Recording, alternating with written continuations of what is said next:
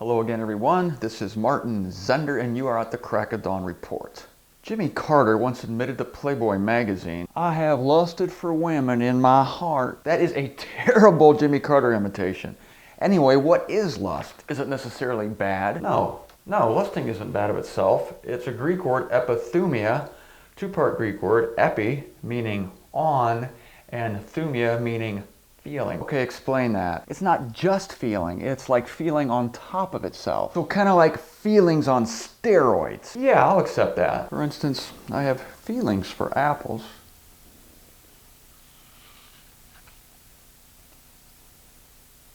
But I have on feelings for olives. Oh, God. Wow. Oh my. Are you kidding me? There are evil lusts and there are good lusts. How do I know this? Colossians 3:5 mentions evil lusts. If there are lusts that can be categorized as evil, then there must also be good lusts. And there are. If some lusts are evil, then others must not be. Yes, that's so true. That's just what I said. And 1 Timothy 6:9 distinguishes harmful lusts from other lusts.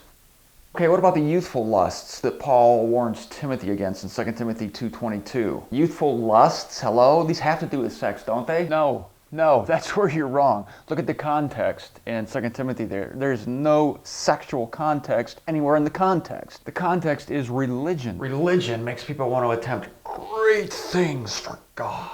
Oh God, yes, you're right. Religious lusts are the worst kind. Oh yeah, much worse than staring at a woman's breast. Don't get ahead of ourselves. Why don't you just give the killer verse? You mean that Jesus lusted? That's the one. Luke 22:15, with yearning, I yearn to be eating the Passover with you before my suffering. Yearning, same word, epithumia, used elsewhere, translated lusting. Same word. With lusting, Jesus lusted to eat the Passover with his disciples. Okay, but there are such things as lusts in the flesh. Yes? Yes, and they're specifically named. Talking about Romans 13:14 there.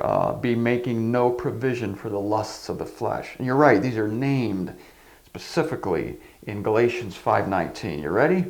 Here they are. Now apparent are the works of the flesh, which are adultery, prostitution, uncleanness, wantonness, idolatry, enchantment, enmities, strife, jealousies, furies, factions, dissensions, sects, S-E-C-T-S, envies, murders, drunkenness, revelries. I don't read anything in there about staring at a woman's breasts, which is ironic because Christians divide themselves into sects, S-E-C-T-S, which is specifically listed as a lust of the flesh, and yet they condemn men staring at a woman's cleavage, which is not listed as a lust of the flesh. So sitting at a pew in the Methodist Church would be a lust of the flesh, but staring at a woman's cleavage while at the church wouldn't be. Ding, ding, ding, ding, ding, correct. Tell him what he's won, Johnny. Which brings us to Matthew 5:28. Oh God, not that. No, do it. Every man looking at a woman to lust after her has already committed adultery with her in his heart. You know you gotta look at context. Is this the condemnation of a man admiring a beautiful woman, like with his eyeballs popping out on springs? No. The sin of the context is committing adultery with her. Preach it, brother! And if he looks at her with the intention of stealing her from another man, that is, if he had 5 minutes alone with her, he would commit adultery. If it's in his heart to commit adultery, that's the sin. So it has nothing to do with panting after a woman's beauty. No, nothing to do with admiring or even whistling or standing at the corner watching all the girls go by. This has nothing to do with Jimmy Carter. Oh, that makes total sense. Jeez. Oh my God, do you realize how many times this verse has been used by women to condemn men for merely admiring God's creation? Yes, I do know how many times. It's a marriage killer. A man gets no credit for staying faithful. He gets put into the same category as the wolves who climb into other people's windows and steal another man's wife. God, that verse has been twisted to condemn a man's natural instincts. So quit apologizing, Jimmy Carter. You didn't do anything wrong. You only wrecked the economy. And if Rosalind has any sense, she's not going to condemn her husband for obeying his natural instincts. I'm Rosalind Carter, and I want to tell you about a terrible problem. I became concerned when Jimmy ran for governor.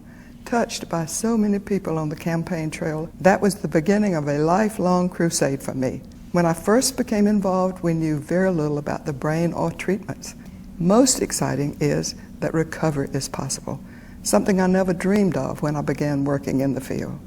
And we're even now talking about prevention. Every day people struggle to deal with their symptoms and with the pervasive stigma and discrimination.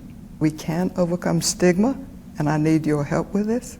Touched by so many people on the campaign trail, that was the beginning of a lifelong crusade for me.